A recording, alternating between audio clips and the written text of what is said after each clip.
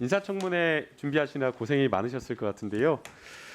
저는 후보자가 가진 여러 가지 자질 중에서 많은 것들이 있겠지만 후보자가 가진 도덕성과 가치 철학 이러한 것들이 굉장히 중요하다고 생각이 됩니다. 이러한 어떤 가치 철학은 그냥 뭐 책을 읽는다라고 해서 습득할 수 있는 것이 아니라 후보자가 살아온 이력, 특히나 어렸을 때의 여러 가정 환경이나 이런 것들과 상당히 큰 영향을 받는 것으로 생각이 되는데요. 최근에 언론 보도를 보니까 이제 잘 알려지지 않았던 것 같아요. 후보자가 정치를 오래 했음에도 불구하고 부모님이 모두 장애인이었다라는 그런 좀 이야기와 또 아버지께서는 오래전에 40여 년 전에 실종 신고가 되어 있는 상태에서 호르몬이 밑에서 어렵게 성장한 이러한 어떤 스토리들이 좀 보도가 된 것 같은데 이러한 어떤 후보자의 어떤 살아온 이력과 이러한 것들이 법무 행정을 함에 있어서 어떤 철학과 어떤 가치를 가지고 하겠다라고 하시는지 그러한 것 소회를 좀 짧게 말씀해 주시면 좋을 것 같습니다. 아까 존경하는 우리 장제원 의원님께서 따뜻한 눈이 부족하지 않았느냐라는 지적이 있었습니다만 우리 존경하는 김남국 의원님, 제가 아버지와 어디 손잡고 나가본 기억이 없는 사람입니다. 어머니도 장애인이셨고 아버지도 장애인이셨는데 중학교 2학년 때 한 번 본 게 전부입니다. 그래서 부모님과 창경원, 그 당시 김밥 싸가지고 이면수라는 생선이 있습니다. 그거 싸갖고 가는 게 제 꿈이었습니다. 제가 봤거든요. 이면수를 잘 졸여서 김밥과 같이 먹는 그 식구를 제가 본 적이 있어가지고, 근데 그런 기억이 저한테는 없습니다. 저는 여성가족부 장관을 하고 싶었습니다. 그렇게 해서 제 자서전에 나오는 얘기들인데요. 어려운 사람들, 사회적 약자에 대한 도움을 줘야 되겠다라는 생각으로 제가 노무현 대통령을 지지했고 정치도 그런 마음으로 해왔습니다. 네, 법무행정도 마찬가지라고 생각이 됩니다. 잘못한 사람에 대해서 엄벌하는 것도 있지만 또 한편으로는 따뜻하게 피해자와 사회적 약자를 감싸는 법무행정이 되기를 바랍니다. 이제 앞서 전주혜 의원님께서 지난해 4월에 있었던 패스트트랙 이 몸싸움 영상을 보여주면서 폭행이 아니냐라고 이렇게 지적을 하셨는데요.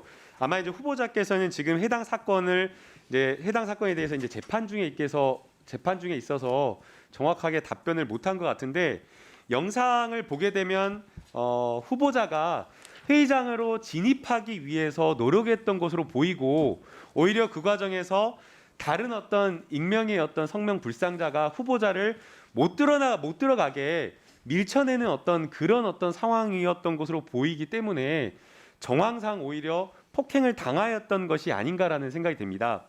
이게 기본적으로 폭행의 어떤 고의가 성립이 되려면 폭행하겠다라는 의지나 이런 것들이 있어야 되는데 지금 상황상 후보자는 회의장에 들어가려고 노력했던 것 아닌가요? 우리 백혜련 간사님이나 박주민 의원님이나 이 사안의 실체를 너무 잘 알고 계십니다. 제가 그분을 고발을 하지 않아서 그렇죠. 그분은 우리 야당 의원님들도 아니십니다. 또 보좌진도 아닙니다. 당직자입니다. 그분이 막아서고 밀어내고 이 딱 두 마디의 말 속에 우리 야당 의원님들이 국회 선진화법 위반으로 기소된 내용 그 자체입니다. 그러나 전 고발하지 않았습니다. 그 문제는 혹시 야당 의원님들께서 여쭤주시면 그때 제가 임했던 제 마음 상태가 어땠는지 설명드릴 수 있습니다. 네, 재판을 통해서 이제 충분하게 합리적인 결론이 날 것으로 보이고요.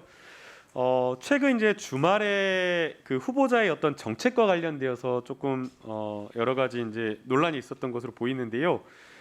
수사기소 분리와 관련되어서 관련된 문제인 것 같습니다. 수사기소 분리라고 하는 것, 그러니까 검찰은 기소만 하고 수사는 다른 전문 수사기관이 한다라고 하는 것은 사실 우리 민주당의 대선 공약이고 문재인 대통령의 공약입니다. 지난해 이제 검경 수사권 조정 과정에서 완전한 수사 기소를 하지는 못했지만 그러나 지금 민주당 검찰개혁 특위에서 그리고 법사위에서 차원에서 논의되고 있는 것이 궁극적으로 가야 될 길이 수사와 기소를 확실하게 분리해야 된다. 검찰에게 직접 수사권이 있을 경우에는 기본적으로 기소에 대한 어떤 객관적 판단이나 수사에 대한 비판적 시각을 갖기가 어렵기 때문에 기소와 수사를 확실하게 분리하고 검찰은 기소만 할 수 있는 기관으로 남아야지, 그래야지 이 수사에 대한 민주적 통제, 이 수사 과정에서 발생하는 여러 가지 인권 침해를 막을 수 있겠다라는 이러한 어떤 대원칙에 대해서 후보자도 동의하고 있는 것으로 알고 있습니다. 여기에 대해서 후보자의 의견, 견해를 좀 간단하게 좀 밝혀주시면 좋을 것 같습니다. 제가 불과 지난해 12월 30일 날 대통령으로부터 지명을 받았는데요. 그 전까지 우리 존경하는 민주당의 여러 법사위원님들 또 최강 의원님 포함해서 같이 논의했던 상대방입니다. 제가 매일 하루에 수백 개, 수십 개의 문자들이 옵니다. 얼마나 많은 국민들이 검찰이 검찰권의 남용을 통해서 검찰 개혁을 원하는지 제가 잘 알고 있습니다. 그중에 으뜸이 수사 기소 분리론인 것 같습니다. 함께 논의해왔고 제가 장관으로 취임한다 하더라도 여야 의원님들과 함께 수사 기소 분리에 대해서 좋은 방안들을 머리를 맞대고 상의를 드리겠습니다. 네, 수사 기소를 확실하게 분리해서 검찰이 선택적 수사, 자의적 수사 이러한 것들이 이루어지지 않도록 해주셨으면 하는 바람입니다. 인사와 관련되어서 후보자의 간단한 전략을 마지막으로 좀 짧게 말씀해 주시면 좋을 것 같습니다. 인사요? 예. 장관으로 임명될 수 있는 기회를 허락하여 주신다면 조만간 인사를 해야 될지도 모르겠습니다. 조국 장관님 또 추미애 장관님을 통해서 이루어진 인사 여러 차례 있었습니다. 그 인사의 대원칙들이 비교적 저는 찬성했고 이 자리에서도 그 점을 높이 평가한 바 있습니다. 특히 형사 공판부 우대, 이것은 앞으로 우리 검찰이 수사권 조정을 통해서 앞으로 다뤄야 될 주 포인트, 즉 인권, 적법 절차, 사법적 통제라는 세 가지 관점에서 매우 중요한 업무입니다.